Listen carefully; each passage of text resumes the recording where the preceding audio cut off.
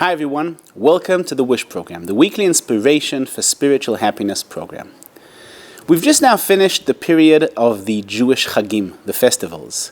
We had Rosh Hashanah, the beginning of the year, Yom Kippur, the Day of Atonement, Sukkot, Simchas Torah. All these festives are supposed to be something happy, something that makes us feel exalted, something that gives us power for the rest of the year. When you look around you, unfortunately, most people don't feel happy. Most people don't feel spiritually uplifted. Most people don't even look as if the festives have done anything for them.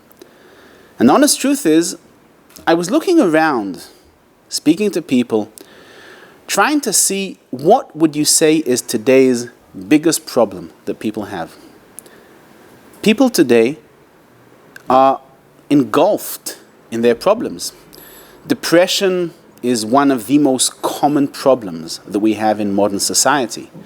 Other mental problems, people having problems with their kids, toxic relationships between husbands and wives, people having problems at work, people not being they don't feel they're fulfilling themselves. They don't feel that they're managing to reach the places they want to go to. And the question is why? What has happened? What has changed? We live in today modern society. Now, life in many aspects has become much easier than life used to be. Things are easier. We have gadgets, we have electronics, we have electricity. Washing today has become a mundane operation. Once upon a time, having a washing day, you read the descriptions, it was a whole day. You had to take out all the laundry, take it to the river, fill in a pile of water, have to start scraping all the clothes backwards and forth, cleaning them from all the stains. And then after you finished doing everything, you had to hang everything up. There was no such thing as a dryer. Hang everything up, wait for it to dry. And if it was a rainy day or if the strings fell apart and it fell into the mud, everything's today become easier. When you're looking at most people's lives, most of us live a decently comfortable life. You read descriptions of what used to go on years ago. Years ago, when we spoke about hunger, it meant hunger. It meant children going to bed without having anything to eat. It meant families having to do with one meal a day. Today, these things barely exist. Maybe in third world countries, but most of us don't live that way. Even when you say people are poor, that doesn't mean that they're not eating. They may be eating food that is not as nourishing as richer people are. They may be eating less. But again, we're dealing with different problems. And yet, most people today are not happy. They're depressed. They have financial problems. They have emotional problems. They have social problems. They have problems within the family and without the family. And the question is, what is it? How do we pinpoint the problem? Because in order for us to help ourselves and other people, in order for us to find the solution, we need to first of all pinpoint and know what is the problem. I was looking around, speaking to many people, speaking to many professionals, speaking to many rabbonim. And again, I'm saying this is personally my opinion. I think that the biggest problem that we have today is Emuna. Now, when I say Emuna, I don't just mean Emuna by believing in Hashem. I also mean Emuna by believing in yourselves. Rabbi Kohen of Lublin, one of the greatest Torah sages who lived about 200 years ago, he was also very, very well connected to Rabbi Nachman of Breslev, of blessed memory. He even wrote an interpretation to one of his books. He writes in a book of his called Tzidkat HaTzadik, in letter 154. You first of all must believe in Hashem, and then you must believe in yourself. If we'd have to phrase it into a catchy sentence, it would be BIH, BIY. Believe in Hashem, believe in yourself. You see, most people don't believe really in Hashem because they don't really know what it means to believe. They don't know what Emuna means, and they don't also believe in themselves.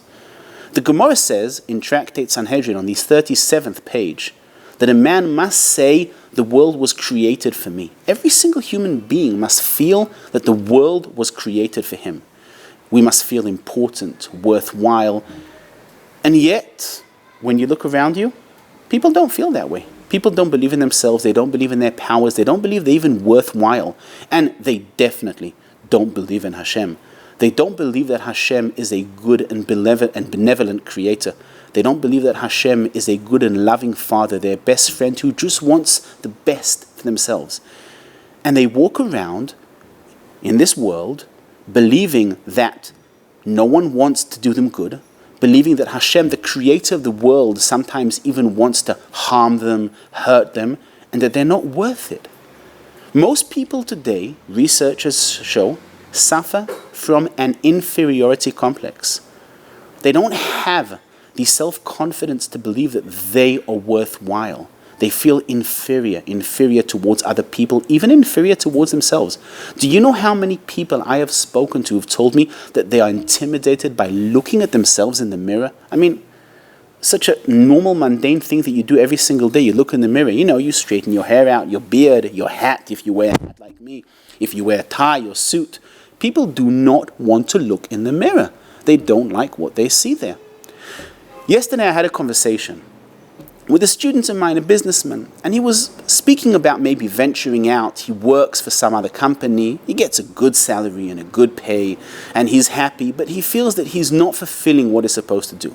And he wanted some advice. What is he supposed to do? Is it worthwhile venturing out, leaving his comfort zone, and going and venturing into the outer world, trying to make something for himself? Now, I really thought that the conversation was mostly going to be on financial topics. I was trying to ask him, how much do you earn? How much do you think you're going to be able to make? Viz for verse. What are you going to get? The conversation didn't even start on financial issues. We spoke for more than an hour on just one thing: his inconfidence in being able to venture out and leaving his comfort zone. All we spoke about is how he felt, how he didn't have any confidence in himself. He didn't feel that he was going to succeed, and he was afraid that he's going to do something bad to his family by not being able to have them not be able to bring in a good salary. And now the whole conversation was not even a financial conversation. It was an emotional conversation dealing with his inferiority complex, dealing with his lack of faith, both in Hashem and in himself. And the honest truth is, when you speak to rabbis and therapists, people who speak to other people who other people consult with, they will all tell you that those are the conversation topics in 99% of the times. People don't even speak about what's going on. They speak about how they feel, and mostly they speak about their lack of faith in themselves and in Hashem. I'd like to give you a beautiful parable which in many ways can explain the way that we are motivated and the way that we function in this world.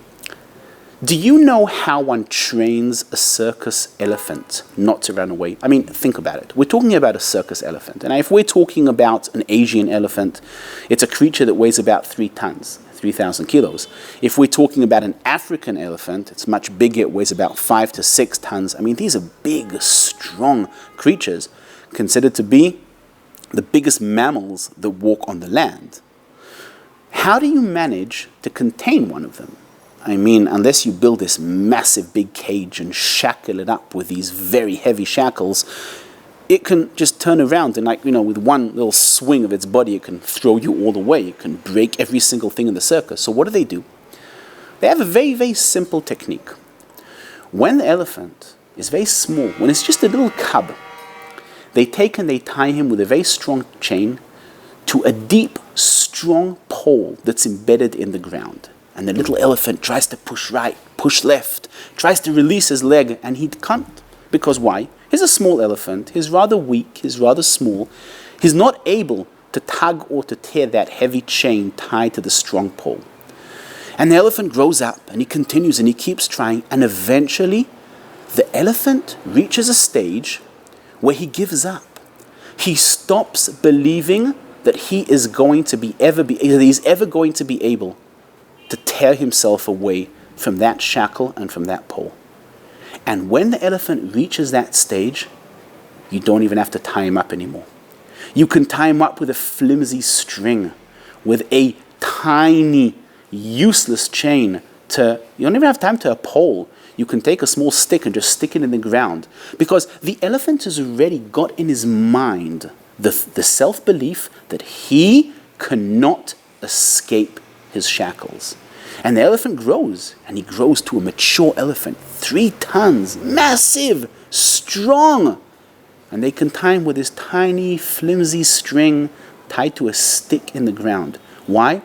Because the elephant does not believe in himself. He doesn't believe that he is able to tear himself away from the shackles, because his past experiences as a young cub have taught him that he's not strong enough. Now let's give another parable on the exact opposite. Once upon a time, in the frog kingdom, they decided to have a competition. In the middle of the frog kingdom, they had this really, really big tower, 5-6 stories high, which for frogs is rather high. And the competition was who of the frogs is able to reach the top of the tower. And all the frogs that thought they were athletic enough, they all gathered at the bottom of the tower, and the frog king was sitting on his throne, and he is holding up the royal flag, and he says to everyone, 1, 2, 3, go! And all the frogs start jumping up on this tower, trying to be the first one to reach the top of the tower, 5 stories high. And the one who manages will get a special prize and award from the king. And as the frogs are jumping up, all the other frogs which are gathered on the ground are looking up, and they're going to themselves, whoa, that is a really high tower. And what happens if one of them falls down? It will crash and break every single bone in its body, and it's dangerous. And suddenly all the people, all the frogs in the crowd, they start screaming, give it up, it's too difficult. Don't even try, it's not worth it. And more frogs in the crowd are telling all those athlete frogs who are trying to reach the top of the tower, you can't do it. You're not strong enough. You're not fast enough. Give it up. And one by one, the other frogs, all the athlete frogs, they're just going to themselves, well, wait a second. Everyone is telling me that I can't do it, that it's so high, and whoa, look down, and it's really scary, and it's such a big fall. And one by one, all the competitors, all the athlete frogs, just give up. And they come jumping down to the ground. Except for one frog. One frog seems oblivious to everything that's going on. And it keeps climbing and climbing. And everyone is screaming, come down, it's really dangerous, come down. And the frog ignores them. It got to a stage where the frog got to the 4th story, and the king himself started getting scared. I mean, if that frog falls down and all its limbs are crashed and broken, that's going to be a really bad ending to this festive day and to this competition. And the king himself, he takes a loudspeaker and he goes, to the frog on the 4th story, I, the king frog, order you to come down. The frog seems oblivious. It ignores the king. The king doesn't know what's going on here. Did you hear me, frog? I, your king, order you to come down. It's too high. The frog's ignoring him. And a few minutes later, that one frog manages to do the unbelievable. It reaches the top of the tower, 5 stories high. When it jumps down, it's immediately brought before the king. And the king, of course, is on one hand delighted that the frog managed to achieve what the people thought could not be achieved, and that's reach the peak of the tower, 5 stories high. And on the other hand, the king is rather angry. I mean, he gave the frog a direct order as her king to come down, and the frog ignored him. And the frog starts speaking to the frog, the king frog starts speaking to the frog and saying to her, well, we would like to compliment you on the achievement, but how come you didn't listen to us when we told you to come down? And the frog is ignoring him. Now the king's really getting angry. I mean, you were up there, you ignored me, that's one thing. But down here among all the other frogs, I'm speaking to you and you're ignoring me? And then suddenly, slowly, someone comes next to the king and he says, please, sire, I apologize. I'm the brother of this frog. He's deaf. Oh, says the king. Okay. You see, that was the secret. That was why that one frog managed to achieve what everyone else thought was unachievable. That's why it won the competition. That's why that one frog didn't give up. Because that one frog was deaf. It didn't hear what people said. And therefore, that one frog's self-belief was not ruined. You see, these two parables, the two stories about the circus elephant and the frog, actually tell us how we conduct our lives and why we don't believe in ourselves and how we can teach ourselves to believe in ourselves. You see, we are motivated by our self-beliefs, which our self-beliefs are also derived from the way we believe in Hashem. And since our self-beliefs are all completely out there, we don't believe in ourselves, we don't believe in our power and our abilities, we don't believe that we're worthwhile, we don't believe that Hashem loves us, and we really don't believe in Hashem, that He is a good and benevolent Father and our best friend and wants just the best for ourselves. Since we don't believe in ourselves, we persuade ourselves that we can't, that we're unable to do anything. And because we don't believe in ourselves, we give up, just like the circus elephant. And on the other hand, those who do manage to succeed, who many times we look at them and we think, wait a second, I'm much cleverer than him. I know more things, I'm more capable, I have better skills at communicating with people, I'm more intelligent. Why did he succeed and I didn't? And in many times the reason is because he's like that deaf frog. He doesn't hear. He doesn't let people ruin his self-belief in himself. This is an unbelievably broad topic which affects every single one of us and touches every aspect of our lives. Whether it's our self-belief, our confidence, our health, our relationships with our spouses, with our children, with our friends, our financial standing, and many, many other things. With the help of Hashem, this is going to be a topic that we are going to go into deeply over the next period. We're going to be speaking about it in many programs, and with the help of Hashem, we'll also give many tools and tips for us to inspire ourselves and to help us starting to believe in ourselves. Remember, BIH, BIY, believe in Hashem, believe in yourself. And with the help of Hashem, we're going to learn how to do that. Until the next time, may Hashem inspire you and fulfill all your wishes. And may you have a wonderful and beautiful week. Kol Tov.